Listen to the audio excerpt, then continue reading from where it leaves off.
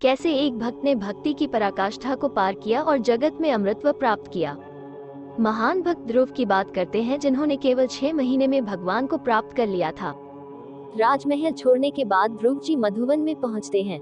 यमुना जी में स्नान किया और उस रात्रि पवित्रता पूर्वक उपवास करते हुए एकाग्रचित होकर परम पुरुष श्री नारायण की उपासना आरंभ की। प्रत्येक तीसरे दिन ध्रुव बेर और कैंथ खाकर शरीर का निर्वाह करते थे। ऐसा करते हुए उन्होंने 1 माह व्यतीत किया। दूसरे महीने उन्होंने 6-6 दिन के अंतर पर सूखी घास और पत्ते खाकर भगवान का भजन किया। तीसरे महीने उन्होंने 9-9 दिन के अंतर पर केवल जल पीकर समाधि योग द्वारा भगवान की आराधना करते हुए बिताया। चौथे महीने ध्रुव जी ने 12-12 दिन के अंतर पर वायु को पीकर ध्यान योग द्वारा भगवान विष्णु की आराधना की। पांचवें महीने ध्रुव जी ने श्वास पर नियंत्रण करके एक पैर पर खड़े होकर परमब्रह्म पुरुषोत्तम भगवान चिंतन करने लगे। पांचवें महीने ध्रुव जी ने अपने मन को सभी तरफ से खींचकर हृदय में स्थित श्रीहरि की तरफ लगा दिया और उन्हीं का चिंतन करने लगे। जिस समय उन्होंने ऐसी तपस्या आरंभ की, तीनों लोग कांप उठे।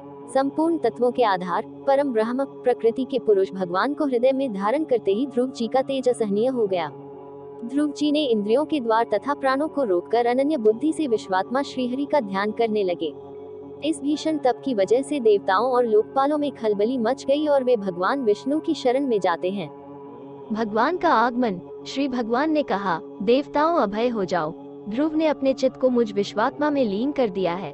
इस समय मेरे साथ उसकी अभेद धारणा सिद्ध हो गई है। अब तुम लोग अपने लोक में जाओ, मैं उस बालक को इस दुष्कर तप से निवृत्त कर दूंगा। उस समय ध्रुव जी एकाग्रता के साथ तेज योगाभ्यास के द्वारा भगवान को अपने हृदय में धारण कर चुके थे और उनका दर्शन कर रहे थे। भगवान गरुड़ पर सवार होकर मधुवन में पहुंचते हैं और ध्रुव जी जिस देदीप्यमान मूर्ति का दर्शन बंद आंखों से कर रहे थे वह विलीन हो जाती है। ध्रुव जी ने घबराकर जैसे ही नेत्र खोला वैसे ही अपने समक्ष विश्वविख्यात परम यशस्वी भगवान श्रीहरि को देखा। भगवान को देखते ही ध्रुव जी भाव विभोर हो गए और उनकी वाणी रुक गई। अंतर्यामी भगवान विष्णु ने अपने शंख को ध्रुव जी के गाल पर स्पर्श करा दिया और ध्रुव जी को वेदमयी दिव्यवाणी प्राप्त हो गई। इसके पश्चात ध्रुव जी भगवान की स्तुति करने लगते हैं। इस तरह भगवान के दर्शन किए जा सकते हैं।